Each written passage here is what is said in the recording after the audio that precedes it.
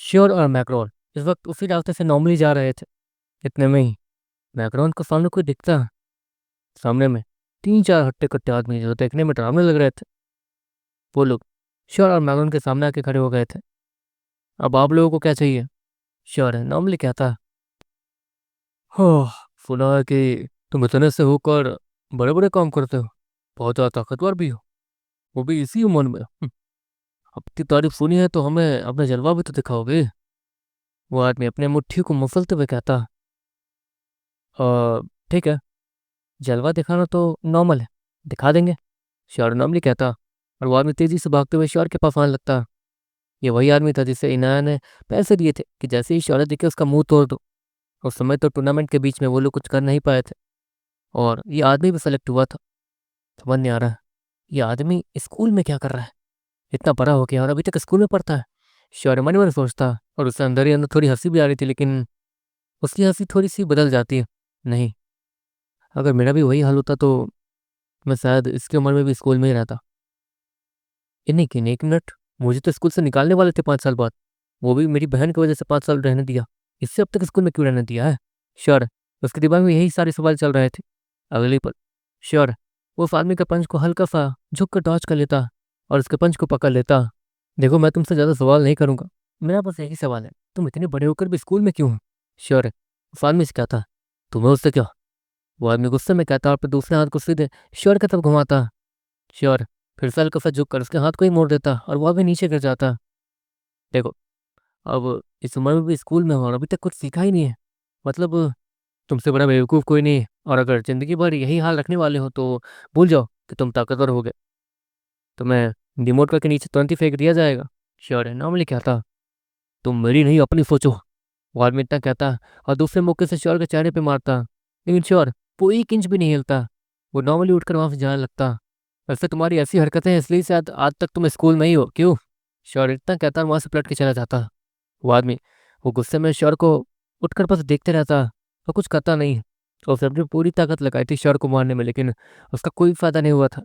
इनाया वो भी छत पे खड़ी होकर वहाँ का नज़ारा देख रही थी। उसने उस आदमी को पैसे दिए थे ताकि वो श्योर को मारे पीटे, और वो उस नज़ारे को देखने के लिए बाहर भी आई थी छत पर, लेकिन उसका कोई फायदा नहीं हुआ था। ये दिखा रहा है कि ये ताकतवर है, लेकिन नहीं, अगर इसकी बहन नाइंस्टा सिटी में है, तो पक्का इससे बहुत सारी चीज़ें दी होंगी जिससे ये अपनी ताकत थोड़ी बहुत बढ़ा पा रहा है। हम्म इनाया वो इतना कहते हुए अपने कमरे में चली जाती है। दूसरी तरफ श्योर है मैग्रॉन उसे ही वापस आ जाते हैं, और अब तक वापस आते आते ही रात हो चुकी थी। वैसे आज रात का क्या प्लान है? श्योर मैग्रॉन से कहता। तुम मुझसे पूछ रहे हो? इतना कहते हुए मैग्रॉन उस गॉन्कलेट को अपने हाथ में पहन लेता। आज इसे लेके जाना है, मतलब शिकार? श्योर है नॉर्मली कहता। वैसे मेरे ख्याल से तुम्हें पहले उस छोटू को पकड़ना चाहिए जो कि उस फायर क्वीन के हाथों में है, लेकिन अभी के लिए तुम शायद उससे वापस आ नहीं जा रहे हो, क्योंकि फायर क्वीन और तुम्हारा झगड़ा होगा तो परेशानी हो सकती है ना? मैग्रॉन श्योर से कहता। हाँ, और जहाँ तक है जनरल डाक का वो बच्चा इतना, मतलब सुरक्षित ही है, अभी कोई परेशानी नहीं है। श्योर मैग्रॉन से कहता। देखते देखते रात के 12 बजते हैं और आज सच में ज़्यादा कुछ हुआ नहीं था। श्योर और मैग्रॉन बोर होते हुए ही वहाँ पहुँचे थे वापस महल में। महल पहुँचने के बाद श्योर और मैग्रॉन जल्द से जल्द उस राजकुमारी से मिल जाते हैं। राजकुमारी ओलिना वो नॉर्मल दिख रही थी, और उस एम्बर ने कुछ नहीं किया था। वो सारे सैनिक भी चौकन्ने थे, लेकिन अब थोड़ी रिलैक्स दिख रहे थे। चलिए राजकुमारी, अभी हम लोग शिकार के लिए जा रहे हैं, और अगर हमें कुछ दिखा तो हम आपको ज़रूर बताएंगे। श्योर है वो ओलिना से कहता, और वो येलो पिंसर को अपने साथ ले लेता क्योंकि मोटे कीड़े के पास स्पेस एलिमेंट था तो वो यहाँ पर ज़्यादा काम आ सकता है। श्योर येलो पिंसर को लेने के बाद वो और मैग्रॉन तेज़ी से जंगल की तरफ जाते हैं और चुपचाप उड़कर तेज़ी से आगे बढ़ने लगते हैं। अगर नीचे कुछ दिखे तो बताना, श्योर मैग्रॉन से कहता, और येलो पिंसर से भी। येलो पिंसर वो श्योर से ये कहती है कि आसपास कुछ भी नहीं है, अगर उन्हें शिकार करना है तो उन्हें बहुत ज़्यादा आगे जाना होगा। चलो वैसे भी कोई काम है नहीं, लेकिन इतना दूर भी नहीं जाना है कि वापस आते आते दिक्कत हो जाए। श्योर मैग्रॉन से कहता। मैग्रॉन भी इसकी बात समझ रहा था, अगर उनके पीठ पीछे यहाँ कुछ हो गया तो परेशानी हो सकती है, लेकिन फिर भी जो दुश्मन आ रहा है वो बहुत ज़्यादा ताकतवर है। श्योर और मैग्रॉन वैसे भी उनका कुछ बिगाड़ नहीं, मतलब उस अजीब से दुश्मन का कुछ बिगाड़ नहीं पाएंगे। इन सारी चीज़ों के बारे में डिस्कस करते हुए श्योर और मैग्रॉन आगे जा ही रहे थे। इतने में ही उन्हें नीचे जंगल में कुछ हलचल सुनाई देती है। येलो पिंसर वो श्योर को कुछ कहती है, श्योर, यहाँ पर एक इंसान है। येलो प्रिंसेस श्योर से कहती है। श्योर और मैग्रॉन तुरंत ही नीचे उठते हुए आते हैं और वहाँ पर एक आदमी को देखते हैं जो कि अपने तीर कमान को लेकर वहीं पेड़ पर बैठा हुआ था और किसी का इंतजार कर रहा था। अगले ही पल वहाँ से एक अजीब सा बिस्ट दौड़ते हुए जा रहा था और वो अपने तीर कमान को चला देता है और वो तीर सीधे जाकर उसे बीस्ट के आंखों के आर पार हो जाती है और वो बीस्ट कुछ ही सेकंड में तड़प तड़प के मर जाता है। आप यहाँ क्या कर रहे हैं? श्योर अचानक से पीछे आते हुए कहता है, जिसके कारण वो आदमी डर के पीछे मुड़ता है और अपनी एडो को श्योर के सर के पास ले जाता है। तुम, ओह तुम लोग हो, तो तुम लोग 6 सितारे वाले कबीले में हो? हाँ, तुमने टेस्ट भी पास कर लिया, वाह क्या बात है। वो आदमी, ये वही आदमी था जिससे श्योर और मैग्रॉन फर्स्ट टाइम यहाँ आते समय मिले थे और इसी आदमी को कोई बीमारी थी जिसके कारण ये 6 सितारे वाले कबीले नहीं जा सकता था। वैसे हम आपसे ये पूछना भूल गए थे कि आपकी बीमारी कौन सी है? श्योर, वो नॉर्मली कहता, वो सब छोड़ो, मैं कम से कम जिंदा हूँ वही बहुत अच्छा हुआ, लेकिन हाँ उस बीमारी के चपेट में और इन चीज़ों से दूरी रहो तो अच्छा है, और हाँ मेरे करीब मत आना। वो आदमी इतना कहता है और अपने शिकार के हुए बीस्ट के पास जाता है। वैसे आप यहाँ छिपे हुए थे, आप इसी बीस्ट का इंतजार कर रहे थे या फिर? श्योर, उस आदमी से कहता, नहीं, ये बीस्ट जिससे डर के भाग रहे हैं मैं उनका इंतजार कर रहा था, लेकिन उन लोगों ने रास्ता बदल दिया। वो आदमी वो श्योर से कहता, वैसे मेरा नाम श्योर है, मतलब आपको तो मेरा नाम पता ही है, आपका नाम? श्योर उसी आदमी से कहता, मेरे नाम कई नाम है, मैंने तुम्हें अपना नाम बताया था, शायद तुम्हें याद नहीं, लेकिन अभी के लिए तुम मुझे दुएन कर सकते हो। वो आदमी वो श्योर से कहता, अच्छा दुएन जी, एक बात बताइए, आप किस टाइप के बीस्ट की बात कर रहे हैं? क्या आप उसका शिकार करना चाहते हैं? क्या वह ताकतवर है या फिर उससे हमें थोड़ा बहुत फ़ायदा मिल सकता है अगर साथ मिल के कुछ करे तो? श्योर दुएन से कहता, वैसे मैं इस जंगल में काफ़ी समय से हूँ, काफ़ी सारी चीज़ें मैंने जान ली हैं, आसपास कौन सा ताकतवर बीस्ट रहता है, कहाँ मुझे जाना है कहाँ नहीं जाना है, वो सारी चीज़ों को मैंने पता कर लिया। तो उस हिसाब से तुम अगर मेरी मदद करना चाहोगे तो नहीं कर सकते हो, क्योंकि तुम लोग अब भी इस कबीले में आई है और तुम्हें शुरुआती ताकत को हासिल करने में थोड़ा समय लगेगा। तुम लोग चाहो तो इस बीस्ट के को लिक्विड को ले सकते हो। वो आदमी श्योर से कहता, दुएन श्योर से ये कहता, श्योर उसे बीस्ट को देखता, टाइटन फुल लेवल 6, लेकिन हमारी ताकत उसी पे है, इसके रेडियो को लिक्विड को लेकर फ़ायदा है नहीं। श्योर मन मन सोचता, श्योर फिर भी उस लिक्विड को ले लेता और अपने एक बीस्ट को देता है चुपचाप। अच्छा एक बात बताइए, आप किस बीस्ट के बारे में कह रहे हैं? मतलब क्या वो बीस्ट ज़्यादा ताकतवर है? श्योर वो नॉर्मली कहता, मैं जिस बीस्ट का पीछा कर रहा हूँ वो एक अजीब सा डायनासोर, और उसको सभी लोग नेक्सागोन कहते हैं, ताकतवर है और उनके टीम उनके लीडर कम से कम 2 हैं। यहाँ पर 2 लीडर्स हैं नेक्सागोन, एक ताकतवर है एक थोड़ा कमज़ोर है, लेकिन बहुत ज़्यादा डरावने और ख़तरनाक भी है। मैं तो यहाँ पे बहुत मुश्किल से छिपा था, सोचा इसी रास्ते से आएंगे, लेकिन इस रास्ते से नहीं आ रहे हैं तो दूसरे रास्ते गए होंगे, समय पर वहाँ पहुँच नहीं पाऊँगा मैं, तो आज का प्लान तो मेरा यही है। वो आदमी मतलब जुएन वो उसी बीस्ट की तरफ इशारा करते हुए कहता जिससे उसने मारा था, अच्छा क्या आप बता सकते हैं कि वो कहाँ गया होगा? श्योर नॉर्मली कहता, अच्छा मतलब तुम्हारा बढ़ने का प्लान है, देखो उस तरफ ना ही जाओ तो अच्छा है, तुम लोग अपनी मौत को दावत दोगे और कुछ नहीं। वो दुएन श्योर से कहता, अच्छा एक बात बताइए, आप उसे कैसे मारने वाले थे? श्योर दुएन से कहता, मैं उसे, देखो सबसे कमज़ोर चीज़ उसकी आँख ही है, तो मैंने उसकी आँख पे हमला करने का इस प्लान बना रखा था, उस रास्ते से जो भी आता मैं उसकी आँखों पर हमला करता, लेकिन वो इस रास्ते नहीं आया, रास्ते में ही छोटे मोटे बीस्तों के झुंड आ गए थे जिसके कारण वो शायद उनके पीछे चला गया। दुएन श्योर से कहता, आप एक बार हमारे लिए वहाँ चल सकते हैं, मतलब वो कितना ताकतवर हो सकता है? श्योर दुएन से कहता, उसकी ताकत तो मैं मतलब मुझे भी पता नहीं, मेरे बराबर ही होगा, एक तो मेरे बराबर है, दूसरे का मैं नहीं पता, वो बहुत ज़्यादा ताकतवर है मुझसे ज़्यादा, तो मैं उससे उसके सामने नहीं आना चाहता हूँ। असल में दोनों नेक्सागोन सेम ही दिखते हैं और वो दोनों ही अपनी ताकत दबा कर रखते हैं ताकि कमज़ोर शिकारी ताकतवर वाले के पास गलती से ही पहुँच गया तो उसका वो हाल करता जो कि तुम सोच भी नहीं सकते हो। दुएन श्योर से कहता, अच्छा एक काम करते हैं, एक बार चल के देख लेते हैं, आपको पेड़ पे छिपने में हम भी बहुत ज़्यादा माहिर हैं। श्योर दुएन से कहता, लगता है ठीक है, जल्दी तुम्हारी मर्जी, अब मैं तुम्हें बाबा रोक तो नहीं सकता हूँ, और वैसे भी मेरा भी मन है उसका शिकार करने का, लेकिन अगर मेरे हाथों टीम हो गया तो वो तो सोने पर सुहागा हो जाएगा। दुबेन इस्माइल के साथ कहते हुए आगे बढ़ने लगता। ये इतनी जल्दी कैसे मान गया? बैकग्राउंड शर्क के कान में कहता, जो भी है ये हमारी मदद कर रहे हैं तो इसमें हर्जी क्या है? और इसी बात पे हम इनकी बीमारी के बारे में भी पता लगा लेंगे कि आखिर ऐसी कौन सी बीमारी है जो कि राजकुमारी ओलिना और वहाँ के वैद्य ही ठीक नहीं कर पाए। श्योर, बैकग्राउंड से कहता, वैसे वो सब छोड़िए, आपकी बीमारी के बारे में तो आपने बताया नहीं कि आपकी कौन सी बीमारी है जो कि राजकुमारी ओलिना भी ठीक नहीं कर पाई। वो द्वेन श्योर की बात सुनकर हंसने लगता। हे भगवान बच्चे, तुम मेरी बीमारी के पीछे ही पड़ गए हो, और राजकुमारी ओलिना का नाम ऐसे मत लेना, वरना तुम सोच भी नहीं सकते तुम्हारे साथ क्या होगा। राजकुमारी ओलिना का नाम लेते ही उनके चाहने वाले तुम्हारी जान ले लेंगे। यकीन नहीं होता तो तुम टेस्ट करके देख सकते हो। राजकुमारी ओलिना अगर तुम्हारे सामने आए तो तुम उन्हें बस 2 सेकंड के लिए घूर लेना। 2 सेकंड के लिए अगर तुम उन्हें घूरोगे तो उसके बाद जो तुम्हारे साथ होगा जो तुम सोच भी नहीं सकते हो। वो ड्वेन वो श्योर से कहता।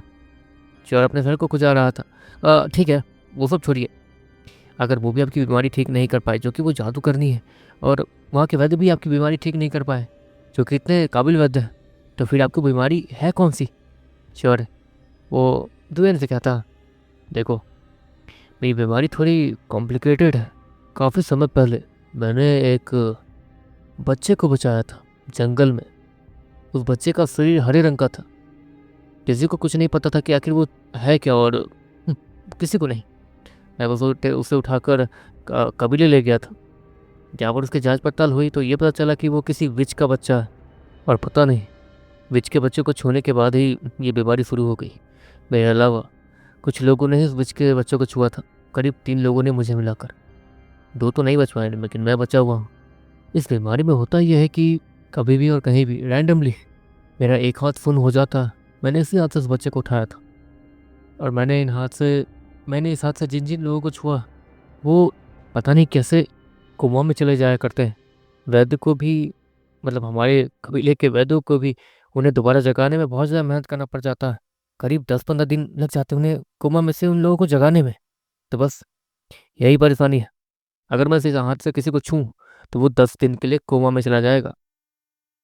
ड्वेन वो श्योर से कहता, क्या ये बीस्तों पे भी काम करता? श्योर वो फिर से ड्वेन से कहता, नहीं, ये बीस्तों के ऊपर काम नहीं करता, ये बस इंसानों के ऊपर काम करता। ड्वेन वो इस्माइल के साथ कहता, अच्छा ही है, आपके दुश्मन आपसे बहुत ज़्यादा डरते होंगे तब तो। श्योर है वो ड्वेन से कहता, मेरे दुश्मन पास के कुछ कबीले वाले मुझे मारकर मेरा हाथ काट के ले जाना चाहते हैं। बताओ, अब ऐसे दुश्मन, मतलब डराना भी मुझे पसंद नहीं है। मैं खुद डरा पड़ा हूँ कि कब कोई आकर मेरे सर को काट के, मेरे हाथ पाँव को काट के ले जाएगा और मैं कुछ भी नहीं कर पाऊंगा। ड्वेन श्योर से कहता, ये तो बहुत बड़ी प्रॉब्लम है, लेकिन मुझे एक बात समझ नहीं आई। अ, वो विच का बच्चा था, और जहाँ तक है महारानी मतलब क्वीन मिथनेस जो कि इसिरा की मॉम है, इसिता की मॉम, उनके पास तो ऐसी कोई अजीब गरीब चीज़ नहीं थी। मतलब ऐसे साइड इफेक्ट तो मैंने कभी सुने नहीं विच के बारे में। श्योर मन मन सोचता, तुम क्या सोच रहे हो? ड्वेन वो श्योर से कहता, नहीं, क्या इसे ठीक नहीं किया जा सकता? श्योर वो ड्वेन से कहता, "हम्म, इसे ठीक वही कर सकती है जिस विच के कारण, मतलब जिस बच्चे के कारण ये हुआ है। उस बच्चे को उसके विच दोबारा उठा के ले गई थी, उससे कोई ढूंढ भी नहीं पाया था, रातों रात बच्चा गायब हो गया था, और ये काम सिर्फ एक विच ही कर सकती है, और ये चीज़ ठीक भी विच ही कर सकती है, जिसकी वजह से ये मुझे हुआ। कोई दूसरी विच भी इसे ठीक नहीं कर सकती वैसा।" वो आदमी इतना कहते हुए श्योर को देखता। अगली पल वहाँ पे एक अजीब सी गुर्राने की आवाज़ गूंजती है, और उसके करीब है। पेड़ पे चढ़ जाओ जल्दी, वो आदमी श्योर से कहता। यूगेल की बात सुनने के बाद श्योर और मैगन दोनों ही पेड़ पर चढ़ जाते हैं, लेकिन येलो पिंसर कह रही थी कि वहाँ आसपास कोई बीस्ट नहीं है। अजीब बात है, तो ये आवाज़ कहाँ से आई? श्योर हैरानी से कहता। येलो पिंसर अचानक से कुछ महसूस करती है और श्योर को देखती है। श्योर है, असल बात यह है कि ये बीस्ट मुझसे छिप सकता है। मैं इसके 10 मीटर के अंदर आने के बाद ही इसे ढूंढ सकती हूँ, और वो तुम्हारे ठीक नीचे वाले पेड़ के पास में है। येलो पिंसर जैसे ही कहती है, श्योर नीचे देखता, जहाँ पर 2 अजीब सी लाल आँखें उसे घूर रही थी। वहाँ पर अजीब गरीब लाल रंग की रोशनी थी जो कि किसी पत्ते जैसे लग रहे थे। श्योर को समझ नहीं आ रहा था कि वो क्या है। लेकिन श्योर को समझते देर नहीं लगती कि वो आखिर है क्या। श्योर इतना कहते हुए तुरंत ही ऊपर तेजी से उड़ना शुरू कर देता, क्योंकि उस पेड़ के ऊपर तेजी से कोई अपने खतरनाक पंजों को मारते हुए चल रहा था। वो लाल रंग के पत्ते जैसी चीज़ और कुछ नहीं, उस अजीब से मॉन्स्टर के बॉडी पे बने हुए स्केल थे जो कि देखने में बहुत ज़्यादा डरावने लग रहे थे। उसके हाथों के आर्म्स के ऊपर बने हुए बड़े बड़े खंजर जो कि देखने में बहुत ज़्यादा डरावने लग रहे थे। उसे देख के श्योर सहम गया था। श्योर वो एक लंबी सांस लेता और तेजी से ऊपर जहाँ जाए रखता। वो नेक्स्टकॉन तेजी से ऊपर जंप करता और उसकी पूंछ लहराते हुए ऐसे लग रही थी जैसे कि कोई लाल रंग का सांप आसमान में तैर रहा हो। अगले पल श्योर अपने गोश्त कटाना को निकालता और उसे नीचे दे मारता है। वो गोश्त कटाना अगले ही पल उस नेक्स्टकॉन के मुंह के अंदर चली जाती है। वो नेक्स्टकॉन उस कटाना के अपने बॉडी पर लगने की वजह से तो और भी ज़्यादा गुस्से में दिखने लगता, लेकिन उसकी स्पीड अब भी नहीं रुकी थी। वो इतनी स्पीड से ऊपर कूदा था कि वो श्योर तक पहुंचने वाला था। अगले ही पल एक अजीब सी तीर सीधे आकर उस नेक्स्टकॉन के आंखों के बगल से निकल जाती है, क्योंकि वो नेक्स्टकॉन अपनी आंखों को बचा चुका था और अपने सर को मोड़ चुका था। वो अगले ही पल ड्वेन को देखता, जो कि बगल के ही पेड़ पर चढ़ के उस पर हमला कर रहा था। अब उसकी स्पीड बहुत ज़्यादा कम हो चुकी थी हवा में, इसलिए उसे नीचे गिरना पड़ रहा था। वो श्योर को गुस्से से देखते हुए तेजी से नीचे जाके कूद जाता है। श्योर अपनी उंगलियों को तेजी से पीछे की तरफ खींचता है, जिसके कारण श्योर की वो गोश्त कटाना जो कि नेक्स्टकॉन के मुंह में फंसी थी वो तेजी से बाहर खिंचती है और श्योर के हाथों में दोबारा आ जाती है। श्योर कुछ और भी नोटिस करता, नेक्स्टकॉन उसके मुंह के अंदर हल्का सा घाव ही पड़ा था, लेकिन उस नेक्स्टकॉन को देख के लग रहा था कि उसे अब दर्द हो रहा है। वो नेक्स्टकॉन वो ऊपर देखता जहाँ पर वो श्योर के गिरने का इंतजार कर रहा था, लेकिन श्योर पीछे बम ही अटका था। इसलिए वो नेक्स्टकॉन वो गुस्से में दूसरी तरफ पलटता है। वो हैरान तो था कि श्योर उड़ कैसे रहा, इसलिए वो अब गुस्से में ड्वेन के पास जा रहा था, जो कि बगल वाले पेड़ पे ही था, और तेजी से दूसरे पेड़ पे कूद के भाग भाग के जा रहा था। लेकिन उसका कोई फायदा नहीं था। नेक्स्टकॉन उस तक बहुत जल्द पहुंच गया था। वो भी समझ गया था कि अगर ड्वेन उससे अगर इसने जितना छोड़ दिया आज, तो पक्का कभी ना कभी वो ड्वेन नेक्स्टकॉन को मार ही देगा। ऑफकोर्स उसका निशाना इतना ज़्यादा अच्छा था कि ड्वेन वो चाहता तो और भी ज़्यादा शांत होकर उसकी आंखों पर निशाना लगा सकता था, लेकिन ज़्यादा उस लड़के को बचाने के चक्कर में ड्वेन ने थोड़ी जल्दबाजी की थी, इसलिए उसका निशाना चूक गया था। ड्वेन वो तेजी से भाग रहा था। उसे नहीं पता था कि उसके पीछे पड़ा हुआ ये नेक्स्टकॉन ये ताकतवर वाला नेक्स्टकॉन है या कमज़ोर वाला। सुनिए, ये जो नेक्स्टकॉन है ये आपके जितना ही ताकतवर है, श्योर चिल्लाते हुए कहता। और ड्वेन वो ये बात सुनकर रुक जाता है। तुम्हें कैसे पता? ड्वेन उसी नेक्स्टकॉन की आंखों में आंखें डालते हुए श्योर से कहता और अपने एरो को लूट कर लेता और तेजी से नेक्स्टकॉन के पास फेंक देता। नेक्स्टकॉन उससे बचने के लिए दूसरी तरफ जंप करता, लेकिन नेक्स्टकॉन ये देखता है कि ड्वेन के हाथों में वो एरो वहीं के वहीं है। उसने जिस एरो को फेंका था वो बस एक छलावा था। अगले पल नेक्स्टकॉन पूरी ताकत लगा के तेजी से ड्वेन पर हमला करता, लेकिन अगले ही पल एक तीर तेजी से जाकर नेक्स्टकॉन की आंखों में लग जाती है। नेक्स्टकॉन वो तेजी से पीछे जाकर गिरता। वो अपने आर्म्स के ऊपर बने हुए उन खंजरों का इस्तेमाल करके अपने आप को पीछे जाने से रोकता और अपने आंखों से उस तीर को निकाल कर दूर फेंक देता। उसकी एक आंख अब भी सही सलामत थी, लेकिन अगले ही पल वो तेजी से मुड़ता। ऑफकोर्स एक और तीर उसके दूसरे आंखों पे आके लगने वाली थी। पीछे मौजूद वो पेड़ जिसपे वो तीर लगी थी, वो तीर उस पेड़ से टकराते ही चूर चूर हो जाता है। वो पूरा का पूरा पेड़।